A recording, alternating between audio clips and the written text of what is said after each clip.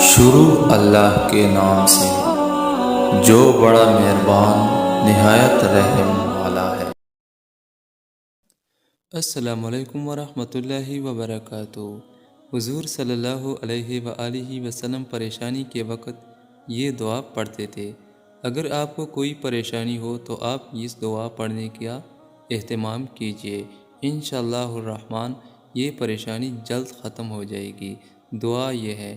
حضرت انس بن مالک رضی اللہ تعالیٰ عنہ سے روایت ہے کہ رسول اللہ صلی اللہ علیہ وآلہ وسلم کو جب کوئی مشکل کام درپیش ہوتا تو آپ صلی اللہ علیہ وآلہ وسلم یہ دعا مانگتے، اور وہ دعا یہ ہے: یا حی یا قیوم برحمتک استغیث، جس کا ترجمہ یہ ہے: اے زندہ، اے قائم رکھنے والے، میں تیری رحمت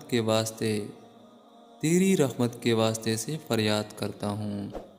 آپ اس دعا کا اہتمام کیجیے، انشاءاللہ الرحمن جلد از جلد پریشانی ختم ہو جائے گی۔ اللہ تعالیٰ اس پہ عمل کرنے کی توفیق نصیب عطا فرمائے۔ آمین ثم آمین۔